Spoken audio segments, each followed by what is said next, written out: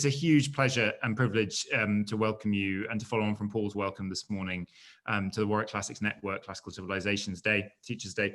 And thank you for your time. You know, just to re-echo what Paul has said, we know kind of the pressure that you are under, particularly this term right now, with everything that is swirling around us and changing on us kind of almost a daily basis.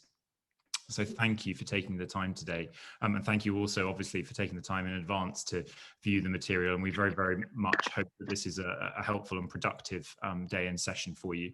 Just to reiterate, obviously, we do really welcome your feedback as well from any part of this activity, either the pre-recorded lecture videos or indeed from the live sessions today. I know Paul will be in touch afterwards, sort of seeking your feedback and thoughts for how we can improve in future years.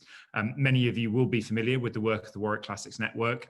Has been going now since 2018 and over the last year and a half in conjunction with Classics for All. We're very, very proud of the work we've been able to develop both regionally for Warwickshire, Coventry area, but increasingly as well across the national stage. And I just wanted to pay tribute, if I can, to Paul for his incredible work in running the network on a daily basis since its inception, but particularly for the work that he's done since lockdown and in making the Warwick Classics Network the host, particularly our website, the host for all of the fantastic resources that he's been putting together, that you have all been putting together and creating yourselves, and that he's been gathering as a real platform for teachers across the country to be able to dig into. And if you haven't yet had a chance to dig into this resource, I really would recommend it. It's now over 100,000 hits since the beginning of the first lockdown. So it's proving a very valuable resource across the country.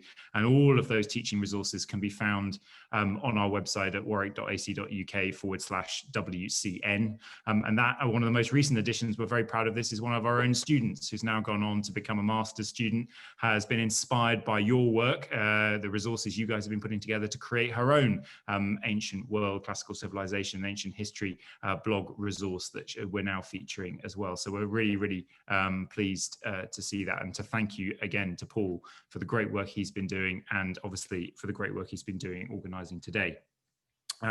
Thank you also to you for your patience with the organisation and reorganisation of this event, as we've had to respond to the pandemic and what has and has not been possible. So thank you for putting up with us during the delay. And I also wanted to mention that if you do have students who are starting to think about university, and thinking about kind of how to approach getting to know universities, particularly in this period of time. We have an online open day event, a live chat event happening on the 18th of November for Warwick Classics. That will be between 6 and 7 p.m. When you can come online and just chat with some of us staff members. Your students can come online, chat with us and ask any questions that you might have.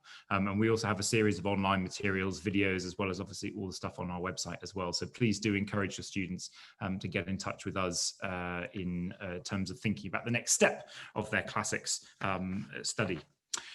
Okay, so it's kind of my chance now through for about half an hour to talk with you about democracy and imperialism module, and particularly sort of focusing on the issue of Solon, as I did in the pre-recorded material.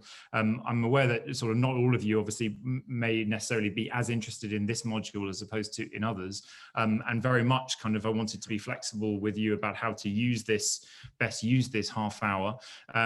There's a couple of extra kind of source pieces of material that I wanted to sort of discuss with you this morning as well, on top of what you saw in the pre-recorded lecture.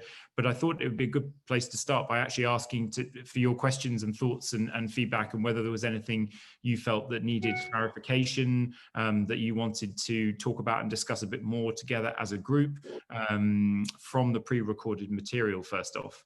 So yeah, so this was the slide that I was sharing with you, and I mean, if we just sort of briefly sort of run through some of the kind of points that I was keen to emphasize in the pre-recorded material, then might be useful, and then sort of build on then with the new material that I wanted to share with you. I mean, the point, the direction I was coming from, and I hope that this was useful, was that it felt very much in the teaching of the Solonic material that there was an emphasis really only on the much later source material to be able to actually understand this period happening in the early part of the 6th century BCE. And it felt that the kind of perhaps this was missing a trick in that we could actually bring to bear some of the earliest surviving fragments from this period, which is of course Solon's own poetry. Now, obviously there's a problem here of discussing how we get those fragments coming through the later sources, but they do obviously allow us some kind of contemporary personal viewpoint window where we can speak to the very individual that's the focus of our investigation, and at least sort of understand a little bit of what he thought he was doing. I kind of put up this slide though first, the Aristotle Constitution of the Athenians, because I think it offers a quite nice frame for how we investigate change within Athenian democracy and imperialism, part of the bigger question of the module, and kind of what at least Aristotle thought the big change points were. And I think the other kind of factor that I wanted to emphasize in the second half of the presentation was very much thinking about how Solon's reputation changed over time. And I think that's clear here in this Aristotelian quote, where he says at the end of the first paragraph, third was the one that followed the civil disturbance in the time of Solon, from which democracy took its beginning. And I know from teaching this kind of module here with our undergraduates, one of the things that we spend an awful lot of time getting the students out of thinking is this inevitable story that democracy is going to emerge in Athens, as if it was kind of without doubt that this is the direction Athens was always going to be traveling in. And I think that's really important to push back against. And I think that's made more difficult by the fact that these 4th century sources, Aristotle et al., do like to purposefully look back at the history of Athenian political development and trace it as a story of inevitable progress of democracy. And I think there's a good reason why, particularly the 4th century sources are very interested in doing this. But because in the 4th centuries, Athens and Athenian democracy was in trouble. It had been through several periods of revolution and had been restored, but pretty much Athenian democracy spent most of the 4th century fearing for its life and fearing another revolution that could come around the corner at any time. Obviously, from the second half of the 4th century, it's also fearing outside kind of interference from Philip of Macedon and others. So I think there's a real sense in the 4th century sources that they are desperate to give Athenian democracy a much longer and more certain history than it really ever had. And one of the ways they can do that is to lengthen back in time when democracy can said to have begun, and to hang it around these great individuals, and particularly Solon as reformers. So I think that's why in the 4th century sources we see this desperate kind of need to reclassify Solon as a democrat. And you'll have seen that in a number of the sources that I put forward kind of towards the end of the PowerPoint, including Aristotle, who really wants to see democracy taking its beginning from the time of Solon, even if actually, as we know, at the time of Solon, not only was he not interested in democracy, but that democracy didn't even exist as a word and wouldn't have been conceived of as and understood as a concept. And you can see that in some of the other sources that I put towards the end of this PowerPoint. If we flick through for a second to this slide, that in the 4th century we've got a lot of the orators and law court speeches really setting up Solon as like Hyperides talking about Solon as the most democratic man, or again Aristotle, 2 examples, sort of he was the people's champion, so I think this is why in the 4th century this particular concern that democracy has in the 4th century for its survival ends up making Solon such a hero of the democracy as they attempt to push democracy back. We can pick up another kind of element of this 4th century concern to sort of re-emphasize democracy's long history. If I introduce a new text to you for a second, which is here. So this is Aristotle's politics. So not his Athenian constitution, but his politics, 2.9, 2 to 4. And you may have come across this text in a number of the different source books that one can use for this period. But I think this is another note of the sorts of stories that the 4th century writers like to tell about democracy. And it's Aristotle giving his, of course, in his politics, his kind of much kind of wider view of kind of consideration of the theory of politics and the different political constitutions. But here he's focusing in on Solon. And it says here in the end of line 2 and onwards, he released the people from slavery and restored the ancestral form of democracy by skillfully blending different kinds of constitution.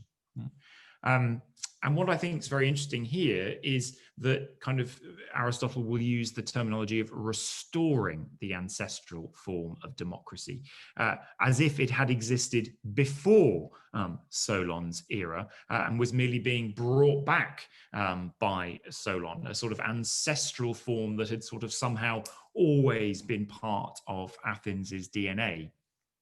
Now, obviously, we know that that's not the case at all, and that kind of really the 7th century for Athens was a kind of period of huge upheaval and civil strife and kind of infighting that ends up resulting in the laws of Draco and kind of the requirement for kind of heavy penalties for murder at every turn.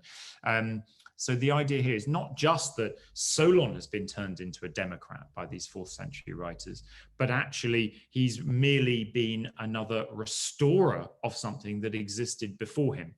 And I think, again, this speaks to that 4th century nervousness about democracy having been thrown out several times in recent history, both in 411 and then in 404, 403. Will, yeah, you've got your hand up. William and Crystal, yeah, come on in. Hi, Michael. Sorry, yeah. I was just curious, actually. So we get a lot of our students sort of coming into classical civilization not having done any sort of ancient history. We've started an ancient history GCSE at school, but we don't really necessarily cover the Greeks, and we also don't really cover the Archaic period at all. So we have a sort of short introductory course we do with them when we look at the ancient Near East. We look a bit at the Mycenaeans into the, I suppose, the so-called Dark Ages. But how would you sort of help the students contextualize Solon? Like, is there any good sources for looking at Draco, his laws, those sorts of things, to sort of give them that that grounding in the sort of Archaic era? Oh yeah, I mean it is a really tough one because there is, I mean, Solon's own fragments of poetry that we sort of started the pre-record material with are our earliest surviving kind of pieces, contemporary pieces. So before that, the sources you have to turn to are fragmentary inscriptions. So I mean, obviously that brings with it its own difficulties for how to kind of introduce and get students used to dealing with inscriptions on stone. But I mean, there are, from that point of view, there's the surviving laws of Draco on homicide, kind of, so there is an inscription that we can look at to that. There's a few fragmentary surviving inscriptions that speak to kind of what the political systems are like in a number of different city-states around Greece, kind of around about the time of Solon. So again, gives a bit of a sense of this patchwork quilt kind of effect, which I try to sort of impress to the students very much is kind of sort of Greece's sort of de facto state, that there is this up to 1,000 different city-states, all of which are doing things in different ways, and trying to kind of understand the variety of political development across the 7th and 6th centuries BC in Greece is the key thing. I think that there are fundamental kind of shift changes that affect everyone. So the rise of trade, the development of kind of what's been called a kind of intellectual revolution and interest in the kind of position and power of man and man's ability to affect his own place in the world. But actually all of those are then being fed through the individual lens of each of those individual little city-states that are doing things in their own very particular way, that ends up creating this smorgasbord of political systems with everything from monarchy through to various forms of oligarchy, through to where we'll get to eventually with Athens, sort of democracy and all these mixed constitutions in between. So I guess that would be the kind of key context for approaching the democracy and imperialism module that I think you need to give students in kind of coming into this module. Kind of what happens before the module kind of kicks off with Solon is that you've got a Greek world that is composed of a myriad of different places that are all trying to sort of find their own way to a political system that suits them and their particular little community. And all have been through difficulties in doing that. But actually, I think the other point to note and push forward is that Athens, despite the fact that we always go on to talk about Athens as the example for Greece and how it does everything brilliantly, and we always look to it because it ends up being an example of democracy that we so admire and relate ourselves to. Actually, Athens, at the end of the Archaic period, coming into the 6th century, is not doing as well as many other Greek city-states in trying to work through how it wants to organize itself. Actually, we can see that other places, however they've come out on the spectrum, whether they've decided to have a tyrant or whether they've decided to have an oligarchy or whether to have a mixed constitution or a monarchy, other places have got the job settled, are happily, contentedly running their political systems, whereas Athens, right through to the point when Solon is sort of appointed because everything's such a disaster, Athens is really just in a mess. And that's not just the other big city states that have sort of got themselves sorted. Even tiny places like the city of Dreros on Crete seems to have a relatively settled constitution with a balance of power between oligarchic and democratic or people power factions, whereas Athens is really behind the curve. So that would be the other point I'd sort of want to push forward, setting the scene, if you like, for the Archaic period, which is that everyone's finding their way to their own individual solutions, but actually Athens is behind the curve compared to other Greek city-states in finding something that suits them. Does that sort of help, William, a little bit in terms of kind of helping to set that scene kind of coming into this period? Yeah, that's good. Thanks. Yeah, I suppose my main concern is finding ways to teach them. But it's you said that obviously this is the earliest written sources we have, so it's good to see that I've not been scrabbling around in the dark for nothing. It's just that there isn't a lot there then. No, I mean, you can look at particularly Herodotus is good on this, for thinking about kind of what's happening in some of the other different city-states and the stories of emerging tyranny, for instance. So Sicyon would be a good place in Herodotus, and we can pass on the source references, thinking about kind of how Sicyon creates a very nice and happy tyranny. Corinth would be another, again, Herodotus thinking about kind of its development of tyranny. Sparta kind of has its great moment of reform with the creation of the great Rhetra, which again is happening and has happened by the time Solon comes on the stage in Athens. Sparta has sorted its problems by this stage. Now that's kind of, spoken to again in much later sources. So thinking about Plutarch and kind of thinking about the stories of the great Rhetra there. And again, we can pass on the source material for that. So that might be the kind of a good place to focus with places like Sicyon, Corinth, Sparta, particularly because they have some good, later literary material talking about what was going on in these places. If you want to introduce inscriptions, then I think the surviving constitutional document of the city of Dreros in Crete, dreary Dreros, is a good one to introduce, because it does show that way before Athens ever started thinking about people power was very much kind of settled on the agenda in Crete. And again, we can pass that on. I don't know if you're familiar with the inscription book by Fornara, kind of archaic times, and it has a good suite of translated into English, kind of early inscriptional and some literary source material that you can then pull out and introduce if you think it appropriate with your students. I think the difficulty here, particularly when you get into the Solon material, is to pull apart for your students what we think actually happened at the time versus, as we've been saying, kind of what later Athenian sources want to see have happened at the time of Solon. And so I think there is because most of the sources that are referred to in the OCR booklet are those later sources, you can end up feeling like you're teaching kind of Solon very much as the starting point of democracy. And I think that is something it would be good to try and push back against a little, and to help the students understand that there is a difference between what we can know happened at the time versus what later sources wanted to have happened. And those later sources, because they're coming from the 4th century in particular, do want Solon to be more democratic than he is, and want his interventions to be part of a much longer story of democracy, coming at a time when democracy is under such peril. And kind of, if we can sort of, I'm just conscious that time is moving on, but I wanted to just flag one news source to you here. Oh, hang on a sec, if we can go back. And this is Plutarch, so Life of Solon, which kind of I didn't bring into the original discussion and the pre-recorded material because I wanted to focus on trying to give you those contemporary snippets as much as possible through Solon's own poetry, to be able to sort of push back against this idea that Solon was some kind of natural democrat.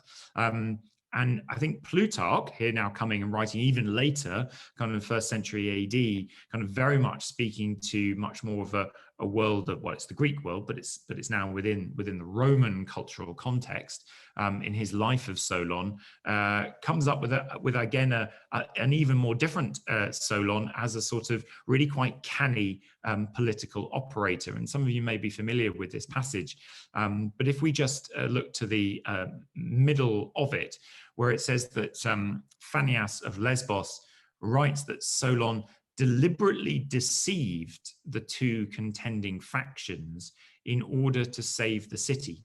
For he secretly promised the poor that he would redistribute the land as they desired, and to the rich that he would confirm their securities. So we actually have a kind of picture here of Plutarch, from Plutarch, of Solon, who is deliberately lying to each group in order to get them all in a place where they will confirm and give him power to be able to then effect change. And then it goes on a couple of sentences later. It says the Athenians made him arbiter and lawgiver to bring an end to the crisis. The wealthy were happy with this choice because he was also well off, and the poor because he was a good man. And before being elected, they say, Solon said that equality never provokes war. These words pleased both the wealthy and the poor, the former expecting that equality would be measured in relation to worth and virtue, the latter in relation to proportion and numbers. And Natalie's just coming in the chat, despite his reluctance to enter politics. Yeah, I think it's another kind of very nice line from Plutarch, again, characterizing Solon, I think not now necessarily thinking about the need to protect and extend the life of democracy, right? We're way beyond the period when Athenian democracy has had its heyday, but now very much thinking, well, why does Plutarch write these lives? Plutarch writes these lives because they're supposed to be instructive to people who are hoping to be successful politicians within the Roman cultural world, whether that's in Roman Greece or whether it's in Rome itself. And so we get an image here of Solon actually as a politician, very much more, I think, in the kind of wheeler-dealer style of kind of how Roman politicians and Roman kind of people were supposed to act as they climbed the greasy pole kind of within the Roman system. So this idea of being reluctant to do it, as Natalie's put forward, excuse me, and kind of the reluctant reformer who comes forward to take power reluctantly, but actually we're told in the sentence beforehand, he's been ensuring that he gets power by secretly promising everything to everyone behind their back. And then this extraordinary slogan that he comes up with, that equality never provokes war, which works so well for him because everyone can read into it whatever they want to see in it. So the wealthy were meaning, or thought that he meant, equality would be measured in relation to worth and virtue, right? So they would get the bulk of it. Whereas the poor kind of came in thinking actually equality never provokes war, was related to, equality would be related to proportion and numbers. So they would have the benefit of that kind of expression. And I think this is kind of quite a useful way of perhaps relating Solon, who can be a kind of very distant figure so often, to perhaps not just politicians of the Roman era, but politicians of today. And when I've done this in class with students and asked them to think about other political slogans that have been equally kind of interpretable in multiple ways by different groups, they've all immediately sort of gone to make America great again, keep America great, or indeed, if you can bear to sort of go near the Brexit debate, thinking back to Theresa May's Brexit means Brexit kind of slogan, which of course kind of everyone was allowed to read into whatever they want. Corinne's asked in the chat, what sort of sources might Plutarch have used? And we don't get kind of specifics necessarily about all the sources that Plutarch uses. I mean, he quotes one here in the text, right? He says that it's Phanias of Lesbos who writes that Solon deliberately conceived the two contending factions in order to save the city. So he clearly is working with different kind of earlier historical sources that he blends together to create his narrative. And we can sometimes see that overlap between, say, Plutarch, who's reading Aristotle's Constitution of the Athenians and his politics and kind of picking up points from there. But we don't kind of get a sort of blow-by-blow account for all the sources that he's using. But I mean, I think that the title that this sort of source has been given, Solon, the impartial arbiter, is a bit of a misnomer, actually, for how I read this passage to offer up a Solon. In the, yes, he creates the image of impartiality, but actually he's doing that by, on the one hand, absolutely promising everything to everyone behind the scenes, very much as a wheeler dealer, to secure his position. And then when he's kind of in position, coming up with slogans which he knows can be interpreted in all sorts of ways to try and keep everyone happy, and to kind of allow him to sort of get on with the job that he wants to do. So I think this passage is quite useful for sort of bringing forward Plutarch as a sort of much more modern kind of figure that is relatable to. I'm conscious that we've only got a couple of minutes left of the time, so I did want to again sort of invite you with any questions that you might have about this material, and kind of about any of the other pieces that we've been that was flagged in the pre-lecture material. So please do raise hands or ask some questions over the chat. Jonathan, yeah, go for it. Hello. I was just wondering if we can go back to the politics passage, this business of restoring the ancestral form of democracy. Do you think this is looking at Theseus as this kind of democratic king? And if it is, do we know when that tradition emerged? Is that part of the 4th century business of trying to establish democracy as a more established form of government? Yeah, I think it is. I think it's wrapped up with kind of, we don't have an exact starting point for kind of when that storyline emerges, but it is all part of this 4th century repackaging.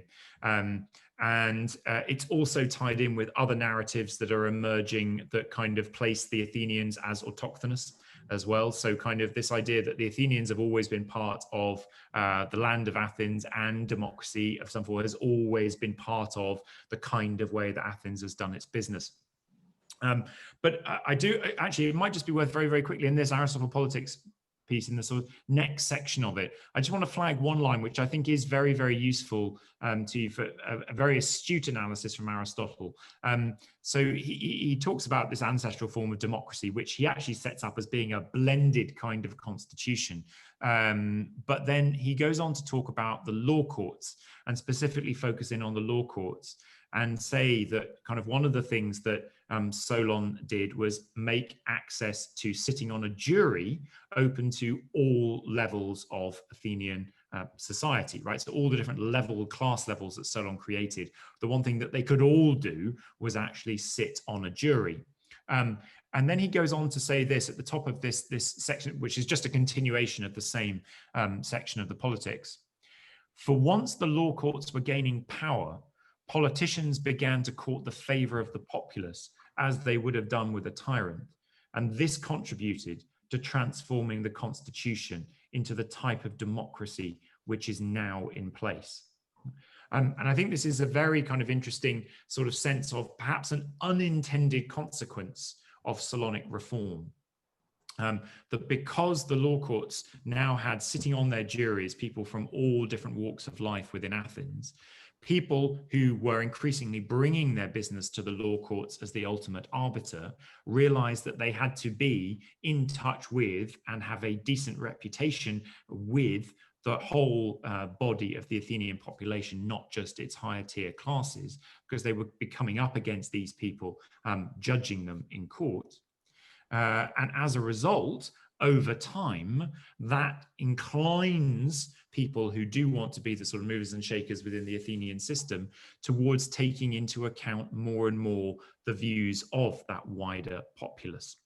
And so it's kind of, I think this is a very astute kind of understanding from Aristotle about how a change, which is not necessarily a change in the political constitution of the city, actually this is a change in terms of kind of who gets to sit on a jury in a law court, actually ends up creating a fundamental paradigm shift that echoes down through the rest of the 6th century and into the 5th century, kind of at which point he picks up the story again, and it's Ephialtes and Pericles in their great reforms of the 460s that kind of brings that to a conclusion by putting the law courts in full power within then democratic Athens. I'm very, very happy to answer any questions you might have over email if they come to you kind of after the session. So do please just get in touch with me via email. It's m.c.scott@warwick.ac.uk, and you can find that email on the Warwick website. I very much hope that you have a great rest of the day, and that this is a useful session for you, and different sessions for you throughout the day. If there is any follow-up you'd like from this session on particular references that we've discussed, or sharing further thoughts, obviously, please do get in touch through me or through Paul, and we'll do that.